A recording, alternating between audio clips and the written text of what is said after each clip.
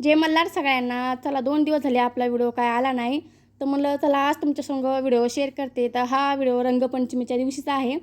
इथं मस्त मी दळण करत बसले होते दुपारचं, आणि दुपारच्या नंतर 5 वाजता तर सिद्धी शाळेत नाही ती. त्यांच्या शाळेमध्ये आज रंगपंचमी खेळले म्हणून तिचा असा काय लुक झाला होता. म्हणलं थांब एक व्हिडिओ काढते, म्हणून तिला खूप हसायला येत होतं. तर असं संध्याकाळच्या वेळेस अशी शेतामध्ये गेलते, फेरफटका मारला. फेरफटका तर नाही म्हणता येणार, कारण की मोटर चालू करायला मला जावंच लागते. त्यासाठीच इकडं मस्त मोटर चालू करायला आले होते. आता इकडं आले म्हणल्यावर मी व्हिडिओ शूट करणार नाही असं होणारच नाही.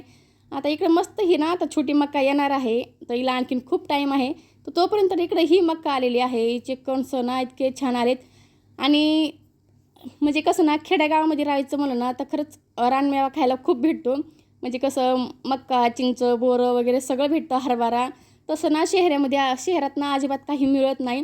जरी आणायचं म्हणलं तर सगळं विकतच आणायचं आणि खायचं. तर असं इकडं ना इतके छान एक धांडाला ना असे 2-2, 3-3 मकाचे कणसं आहेत. आणि कणसं पण अशी काय बारीक नाही, खूप मोठमोठे कणसं आहेत. आणि पण मी काय तोडून नव्हते आणले, एकदा आणून खाल्ले. पण म्हणलं बघू आता नंतरच्याला, कारण की खूप असल्यामुळे मुली पण नको म्हणतात मग सारखं सारखं. आणि तसं खातो आम्ही एखाद्या वेळेस. इथं मक्काचे कणस दाखवत बसले तुम्हाला, पण माझं भरपूर काम बाकी होतं घरीसुद्धा. आणि त्यासाठीच म्हणलं चला आता जायचं आहे तर मस्त थोडीशी कोथिंबीर घेऊन जावा शेतातनं. तसंच आलं होतं शेतामध्ये तर.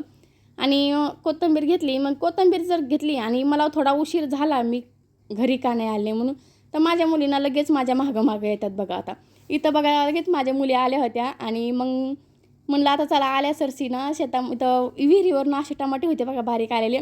म्हणलं ते पण तुम्हाला दाखवते. हे टमाटे तुम्ही कधी खाल्ले का? कधी बघितले का? मला नक्की सांगा. लहानपणी ना आम्ही हे टमाटे खूप खात होतो, पण आता नाही आहेत जास्त कुठं. आज ना सिद्धीच्या पप्पांनी ना त्यांना मस्त आज असे भावले आणले होते. तर चला भेटूया पुढच्या व्हिडिओमध्ये. बाय.